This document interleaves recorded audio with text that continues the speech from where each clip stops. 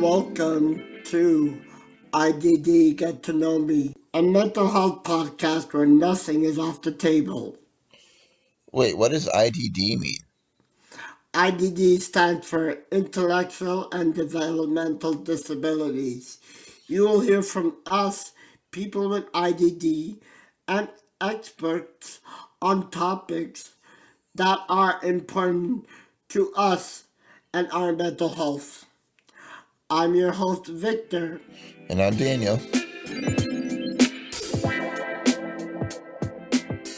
On this week's episode of IDD Get to Know Me, we welcome Alex and Courtney. Alex and Courtney are self-advocates who have been working alongside Dr. Jonathan Wise at York University and Dr. Yona Lunsky at CAMATE in developing the Mental Health Literacy Guide for Autism. This guide was written by the Autism Mental Health Literacy Project, HeLP group. Over 20 Autistic Advisors supported this project alongside the research team. Today we will talk to Alex and Courtney about their experience being involved in the project and what is so important about this mental health literacy guide. Great to have you both here. How are you? I'm great. Happy it's Friday. I'm doing very well. Excellent. Thank you. Thank you for having me on the show. Thank you both for joining us. So, in every episode, we have an icebreaker for each of our guests. This week's icebreaker is, what's one thing people would be surprised about you? Do you want to go first, Alex, or do you want me to go first? You can go ahead first. Okay. My one thing that people would be surprised to learn about me is I've swum with sharks. Okay, that's hard to top. And how about you, Alex? It's kind of hard to say. I'm very much an open book. There's not a lot of things to be surprised about. Most people, they kind of, what you see is what you get with me. But I guess if I had to pick one thing, it's that I'm actually very religious. Okay, interesting. Very cool. So, what people would be surprised to know about me is I actually played a harmonica really well. Excellent. You kind of stole my So what thunder. about I was you? gonna say that I play guitar, but you kind of stole that from me. I have. Hey, maybe we can start a band. I guess I would say for myself, I have 3 dogs and 2 cats, and am always in the mood for adding to the family, so to speak. So what you're saying is you have a whole zoo in your house. Pretty much. All right. Yeah.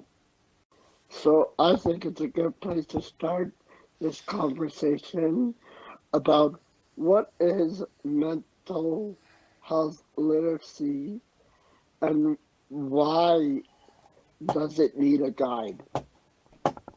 Mental health literacy, I guess if I was to try to put it as concisely as possible, I think mental health literacy is the knowledge and skills that can enable and empower people to access and understand the many factors that can impact their and others' mental health. Why does it need a guide? Well, a lot of the times in the world of autism, especially when it comes to autism in adults, it's very tough to find good information because it can just be hard to find, or it just may not exist. I could tell you earlier this week for another project that I'm involved with, I was asked to quickly see if I could find some demographic stats about ASD adults with ASD in Canada. And after a Google search looking using the search words such as autism stats in Canada or ASD and adult demographics in Canada, I wasn't able to find a single thing on Google just by looking. So that just gives you a little bit of a quick idea of how tough it can be to find information related to ASD in adults. And as far as we know, the Autism Mental Health Literacy Guide that we have helped to create is the first of its kind in Canada, in the world, that where autistic adults were involved in the creation of it, and that it's also tailored for them as well. So, I mean, it's a good question. Why do we need this, and what does it mean? I think for the longest time, the field of autism has been very much dominated by one kind of voice, that is to say, a non-autistic voice. And so to have a guide directed by, or not directed by, but largely built by autistic people, to have that involvement of people with lived experiences is going to greatly improve the accuracy of the information, its usefulness. When I was writing and editing and looking at what we had in the guide, my top priority was to put myself in my own shoes, and the shoes of other people on the spectrum who I know and who have struggled with mental health, and trying to think of, okay, would this information benefit me? Would this information benefit other people? And having that lived experience actually allows me to know, okay, this is helpful, this is not helpful. For someone who's not autistic, we have this issue called the double empathy problem, where neurotypical people have an easier time understanding each other than they do autistic people, and autistic people have an easier time understanding each other than they do neurotypical people. And so it kind of creates this double blindness. And for the longest time, we believed that it was just an issue on the autistic person's end, but we now understand that it goes both ways. And so to have autistic perspectives be involved in creating this guide means that we can minimize that issue and ensure that this guide can actually be useful. It's the first of its kind, like Courtney said, and hopefully it will not be the last of its kind, and hopefully it will be used to create a ton of other resources, not just here in Canada, but around the world.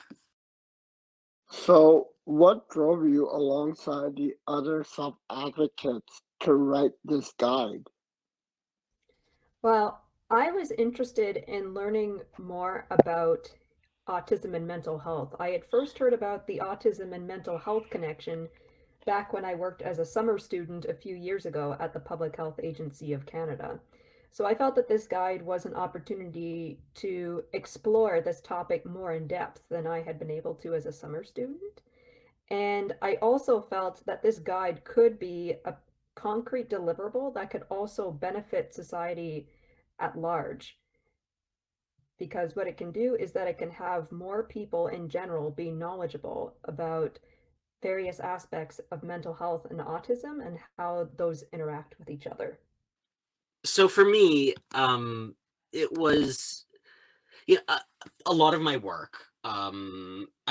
Most of the work that I do outside of my day job is based around advocacy, and so this kind of really ties back to that.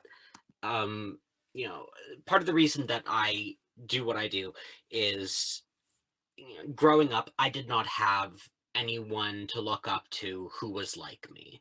I did not have autistic role models, other than like just random people from like who like everyone knew, like Temple Grandin.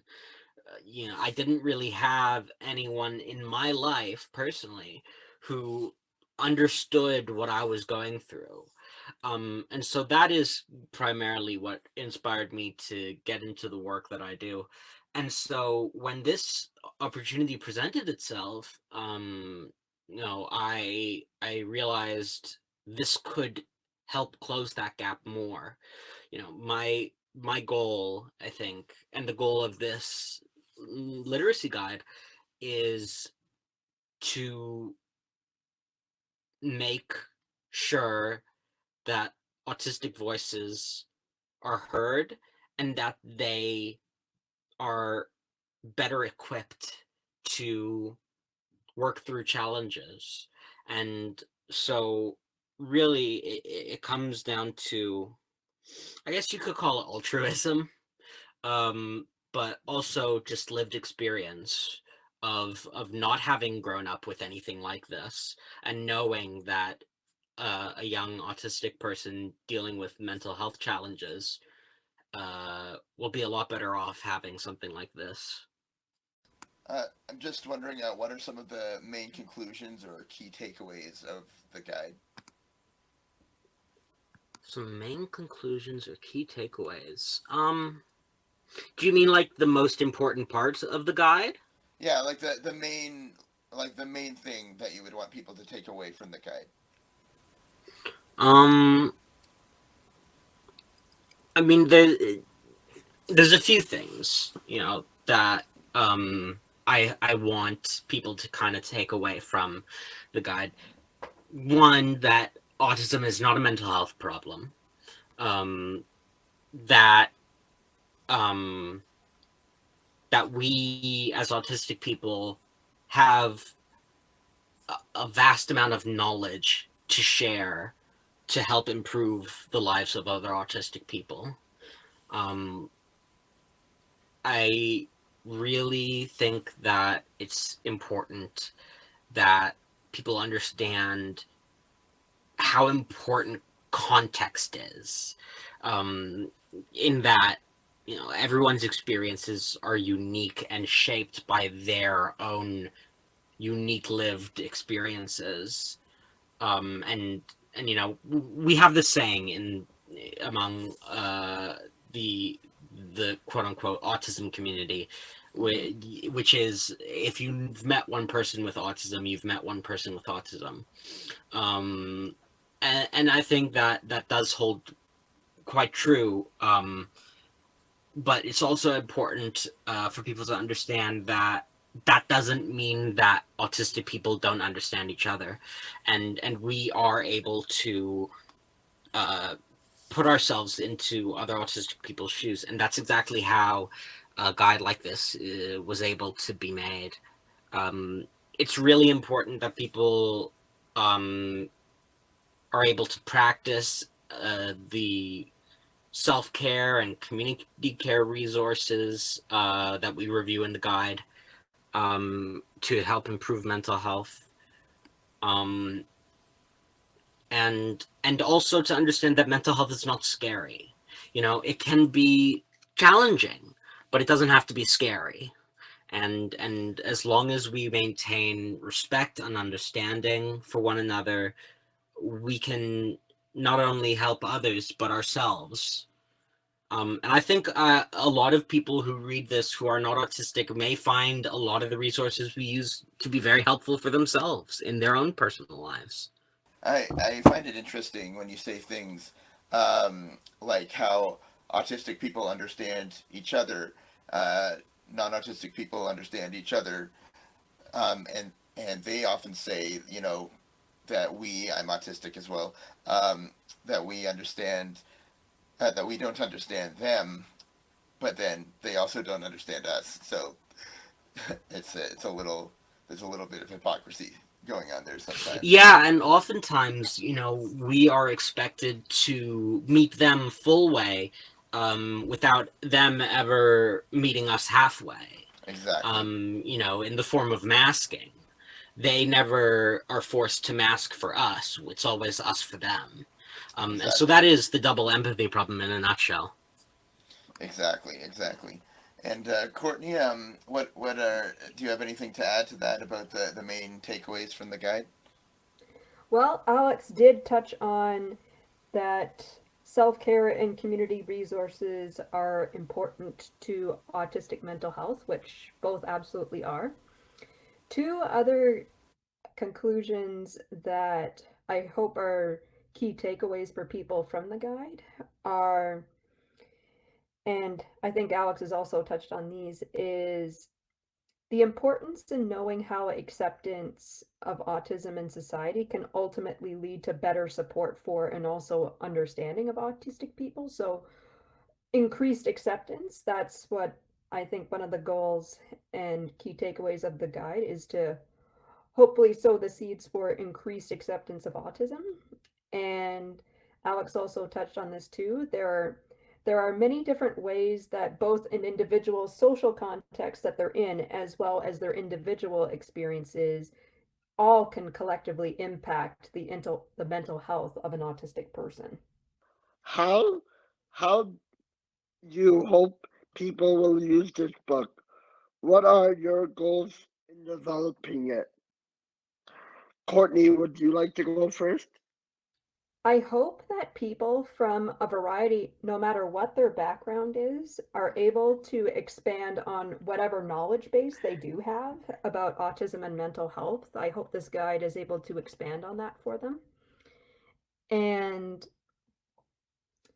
as I've said earlier, I hope that this contributes to a collective increase on accept a collective increase in the acceptance of autism in society. I also hope that there's an increase in also knowledge and empathy on how autism and mental health interacts together. As I mentioned earlier, that's what I'm hoping for.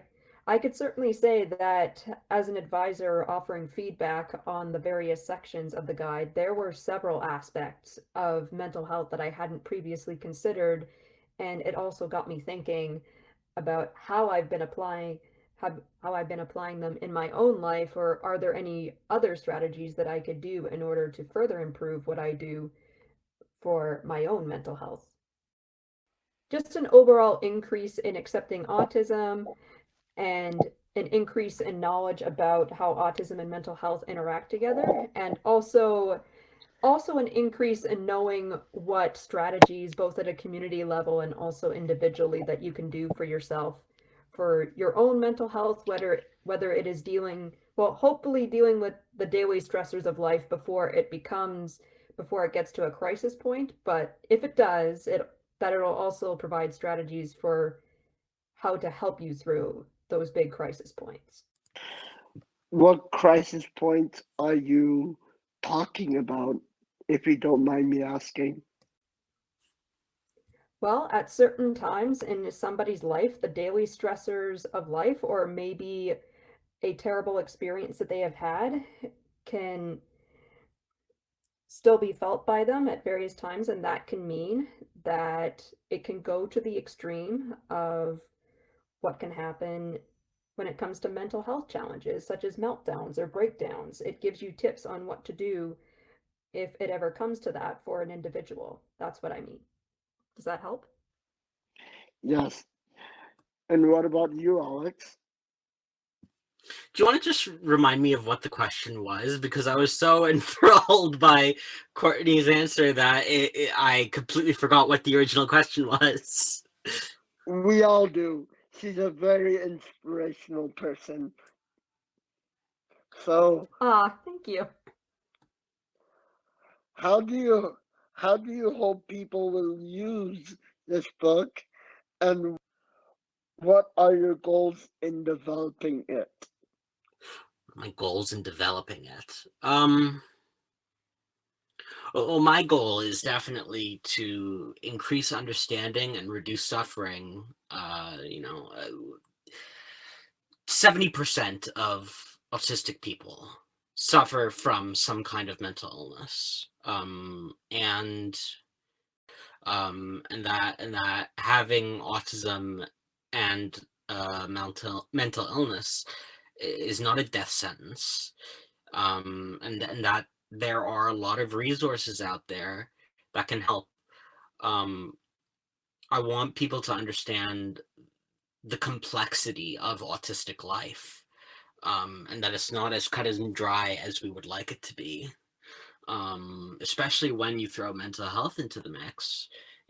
And I want people also to understand that mental health is a very broad topic. We obviously weren't able to cover every single aspect of mental health in this guide, but we did our best, and I hope that people can see that this is really just a small part of a larger narrative, when it comes to what mental health means, what it means to be autistic, what it means to be autistic and to live with mental health challenges at the same time, um, and how to lead a healthy life with all of those factors together. Um, so I'm really hoping that people will learn through this guide how to find more resources for themselves and for their loved ones and clients. Um, and I hope that uh, they will understand also that this kind of work requires, above all, humility, in that your client or your child, whoever it is, the one with the lived experience is the expert on their own lived experience, and we have to treat them as the experts if we want the best outcomes, and we have to treat other people who have had similar experiences as experts as well.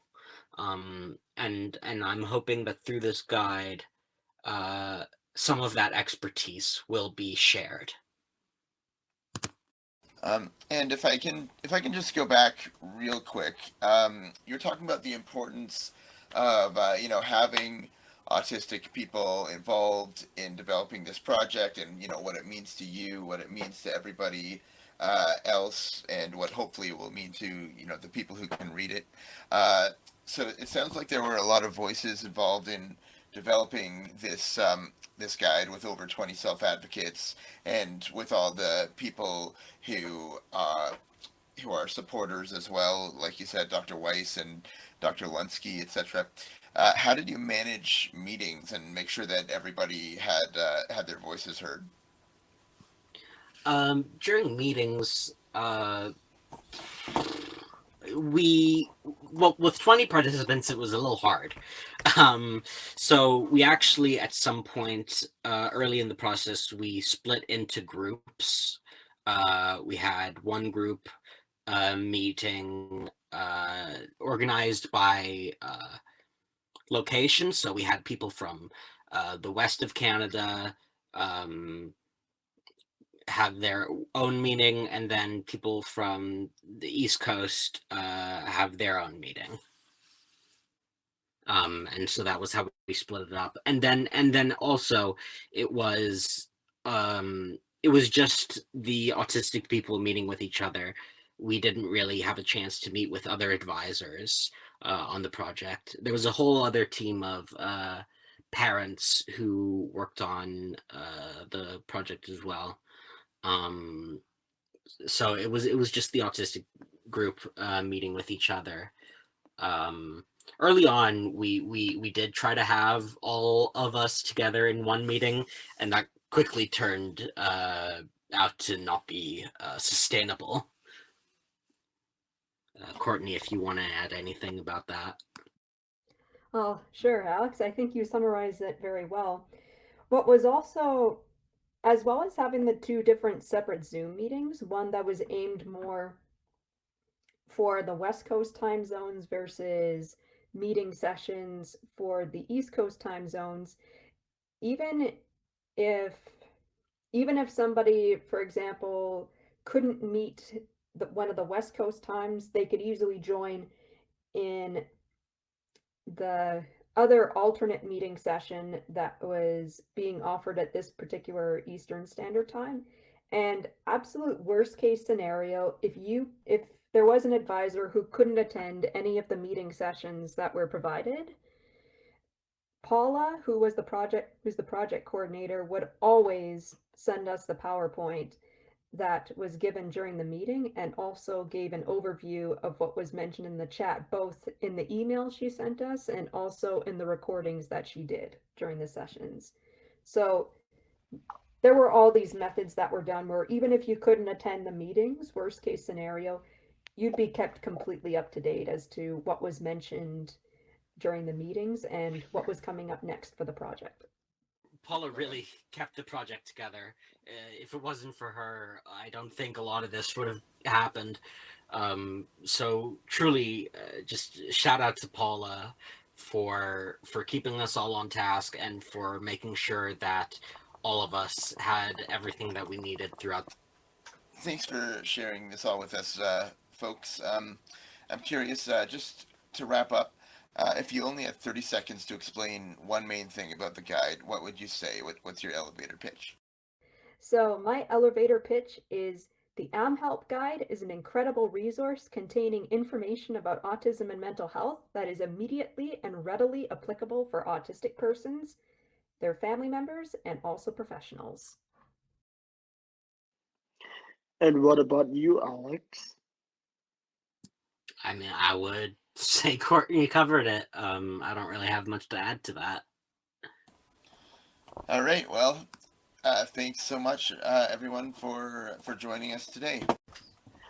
So thank you for joining us. I am Victor with my co-host Daniel. Thank you for listening to IDD Get to Know Me. We'll see you next week.